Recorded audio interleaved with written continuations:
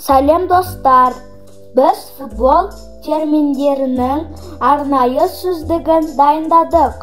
Ойының көптеген шындықтарын түсіну үшін оның сөздік қорын білу керек.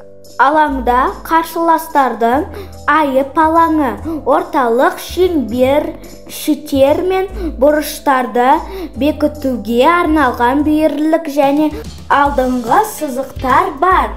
Егер доп командалардың бірінің ойыншысынан бүйірлік боковой сызықтан шығып кетсе, қарсыластың ойыншысы сызықтан аспай допты қолымен басынан асыра лақтырады. Әр командада 11 ойыншы. Алаңда ең аз футболшылар саны 7. Футболшылардың негізгі 3 рөлі бар. Қорғаушылар, жартылай қорғаушылар, шабуылшылар, қақпашылар басқа түсті форма киеді және әрқашан өздерінің және басқа ойыншылардың фонында ерекшеленеді. Гол бекіту футбол матчының ең маңызды сәті. Голды бекіту жермен немесе әуе арқылы доп қақпа сызығын толығымен кесіп өткеннен кейін орын алады.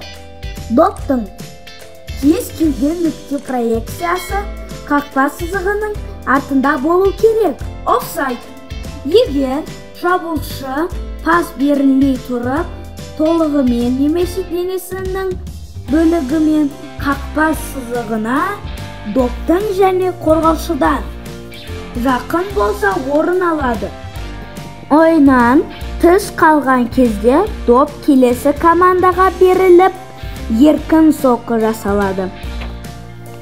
Ал егер де пас беруші қақпа сызығына жақын болса, пас ауттан лақтырылса және офсайд шабуылшының өзінің денесі жарты алаңында болса, онда офсайд тіркелмейді.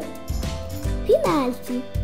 Егер қорғанушы команданың ойыншысы айып алаңына ойын тәртібін бұзса, дөрекілік жасаса, онда келесі қорғанушы команданың қақпасына айып добын соғуға рұқсат береді.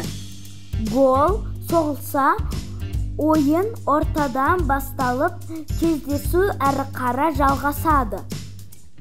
Доп соғылған сәтте ол қақпаға енбей, бірақ қорғанушы команданың ойыншылары тәртіпті бұзса, айып добы қайталанады. Ережені бұзған команда қақпасына қарай айып доп беріледі.